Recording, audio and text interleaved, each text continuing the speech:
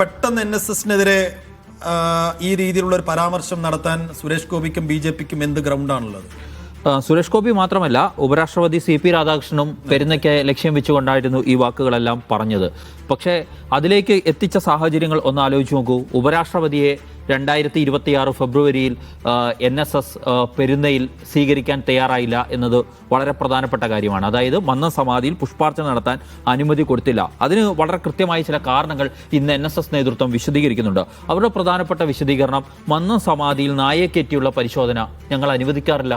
പ്രോട്ടോക്കോളിൻ്റെ കാര്യം, പുഷ്പാർച്ചന നടത്തേണ്ടവർക്ക് അവിടെ വന്ന് നടത്താം, ഞങ്ങൾ ആരെയും വിലക്കില്ല. പക്ഷേ അവിടെ പ്രോട്ടോക്കോളിൻ്റെ പേര് പറഞ്ഞുള്ള ഏർപ്പാടുകൾ നടക്കില്ല എന്നാണ് NSS പറയുന്നത്. അത് NSSൻ്റെ കാര്യമായിരിക്കാം, അവർ അങ്ങനെ ഒരു നിലപാടെടുക്കുന്നു. അത് അവർ പറയുന്നു. ഞങ്ങൾ അതിനോട് മാത്രമല്ല, സുരേഷ് ഗോപിയുടെ കാര്യത്തിൽ സുരേഷ് ഗോപി ആ വന്ന ദിവസം അവിടെ മന്നം സമാധിയിൽ പോയിട്ടുണ്ട്. പക്ഷേ എവിടെയാണ് അവർ പ്രവേശനം കൊടുക്കാതിരുന്നത് എന്ന ചോദ്യം NSS ഉന്നയിക്കുന്നുണ്ട്. അതായത് NSSന്റെ ബജറ്റ് സമ്മേളനത്തിലാണ് പ്രവേശനം കൊടുക്കാതിരുന്നത്. അത് NSSന്റെ ആ പ്രതിനിധി സഭാംഗങ്ങൾക്കുള്ള പരിപാടിയാണ് എന്നുള്ള കാര്യമാണ് ചൂണ്ടിക്കാണിക്കുന്നത്. പക്ഷേ ഇതിനെ എന്താണ് നടത്താൻ BJP നേതൃത്വം ലക്ഷ്യമിടുന്നത്? NSSനെ തങ്ങളുടെ പോക്കറ്റിലാക്കണമെന്നാണ് സംഘപരിവാറിന്റെ എല്ലാ കാലത്തെയും ആഗ്രഹം. അത് ഇന്നും ഇന്നലെയും ഒന്നും തുടങ്ങിയതല്ല. പക്ഷേ എല്ലാ കാലത്തും പെരുന്ന അതിനെ ഏതെങ്കിലുമൊക്കെ അർത്ഥത്തിൽ പ്രതിരോധിച്ചിട്ടുണ്ട്. അത് നാരായണ പണിക്കരുടെ കാലത്താണെങ്കിലും G. സുകുമാരൻ നായരുടെ കാലത്താണെങ്കിലും ഒക്കെ അത്തരം സമീപനങ്ങൾ തന്നെ സ്വീകരിച്ചിട്ടുണ്ട്. നിങ്ങൾ നോക്കൂ, അതിപ്പോൾ ഒന്നുമല്ല.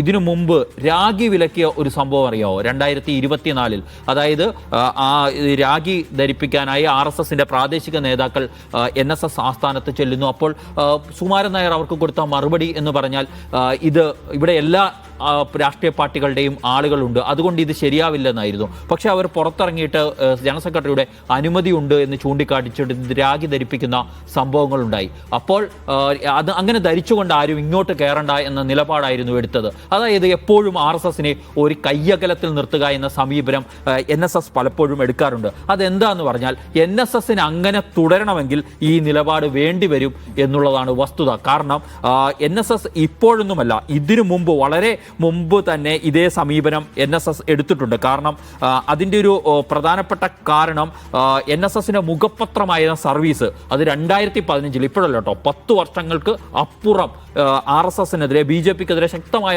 വിമർശനങ്ങൾ ഉന്നയിച്ച ഘട്ടമുണ്ട്. BJP നായർ സമുദായത്തിൽ വിഭജനം സൃഷ്ടിക്കാൻ ശ്രമിക്കുന്നു എന്നായിരുന്നു അന്ന് ഈ സർവീസിന്റെ വിമർശനം. ഹിന്ദു യൂണിറ്റിയുടെ പേരിൽ NSSനെ BJPയുടെ പക്ഷത്തേക്ക് വലിച്ചിഴയ്ക്കാൻ നീക്കം നടക്കുന്നു എന്ന വിമർശനമൊക്കെ പരസ്യമായി ഉന്നയിക്കുകയൊക്കെ ചെയ്തിട്ടുണ്ട്. പിന്നീട് നമുക്കറിയാം, ശബരിമല പ്രക്ഷോഭവുമായി ബന്ധപ്പെട്ട ഘട്ടത്തിൽ NSS ആണ് ആദ്യം വലിയ അതിശക്തമായ എതിർപ്പുമായി, അതായത് ശബരിമലയിൽ യുവതീ പ്രവേശനവുമായി ബന്ധപ്പെട്ട അത് ആചാര ലംഘനമാണ് എന്ന കാര്യം ചൂണ്ടിക്കാട്ടിക്കൊണ്ട് രംഗത്തേക്ക് വരുന്ന അവർ നാമജപ ഘോഷയാത്രകൾ അടക്കം ആഹ്വാനം ചെയ്യുന്ന ഘട്ടത്തിൽ അതിനെ ഏതാണ്ട് BJP അല്ലെങ്കിൽ സംഘപരിവാർ സംഘടനകൾ ഏറ്റെടുത്തു കൊണ്ടുപോകുന്ന ഒരു നിലയിലേക്ക് പോയി. പക്ഷേ പിന്നീട് തെരഞ്ഞെടുപ്പുകളാകുമ്പോഴേക്കും ആ ഗുണം BJPക്ക് പലപ്പോഴും നേടിയെടുക്കാൻ കഴിയുന്നില്ല.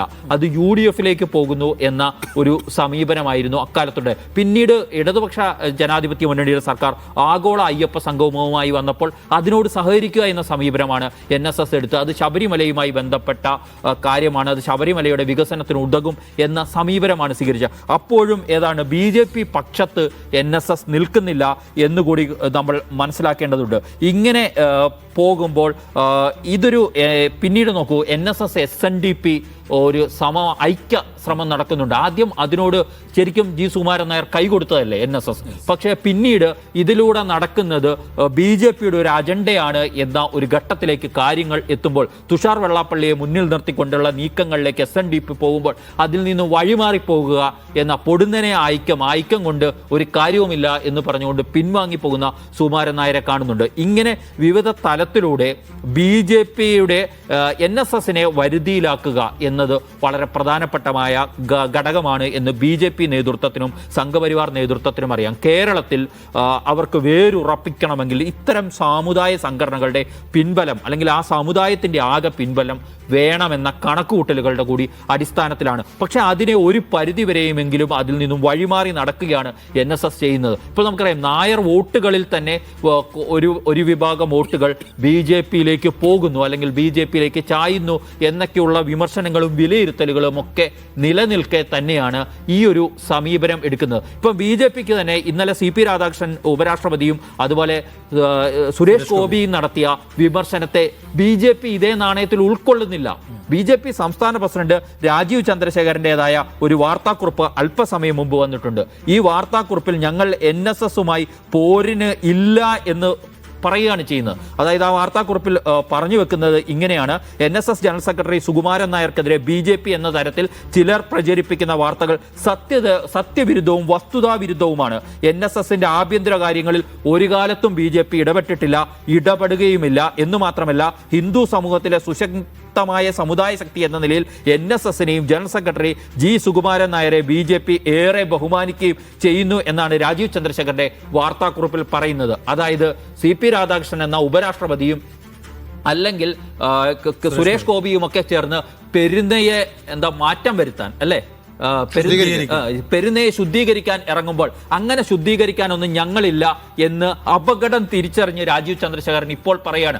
അതിലേക്കൊക്കെ പോയി കഴിഞ്ഞാൽ BJP-യെ കാത്തിരിക്കുന്നത് കുറെ കൂടി വലിയ തിരിച്ചടികളായിരിക്കും എന്ന് BJP നേതൃത്വം തിരിച്ചറിയുന്നത് കൊണ്ടാണ് ഇപ്പോൾ നടക്കുന്ന പ്രചരണങ്ങളൊക്കെ വസ്തുതകൾക്ക് നിരക്കാത്തതാണ് എന്ന് പറഞ്ഞ് ആ വിവാദം അവസാനിപ്പിക്കാനുള്ള ശ്രമം നടത്തുന്നത്. ഏതായാലും പെരുന്ന വിട്ടുവീഴ്ചയ്ക്കില്ല എന്നാണ് ഇന്നത്തെ സുകുമാരൻ നായരുടെ പ്രസ്താവനയ്ക്ക് അവർ നടത്തിയില്ല. പക്ഷെ അവർ പറയുന്നുണ്ട്, ഞങ്ങൾക്കെതിരായ വിമർശനങ്ങൾ രാഷ്ട്രീയ ഗൂഢലക്ഷ്യങ്ങളോടുകൂടിയുള്ളതാണ്. ആ രാഷ്ട്രീയ ഗൂഢലക്ഷ്യം RSS-ന്റേതാണെന്നും സംഘപരിവാറിന്റെ നീക്കം എന്താണ് എന്നും തിരിച്ചറിഞ്ഞുകൊണ്ടാണ് അവർ അവിടെ നിൽക്കുന്നത് എന്ന് വേണം ഈ ഘട്ടത്തിൽ വിലയിരുത്താൻ.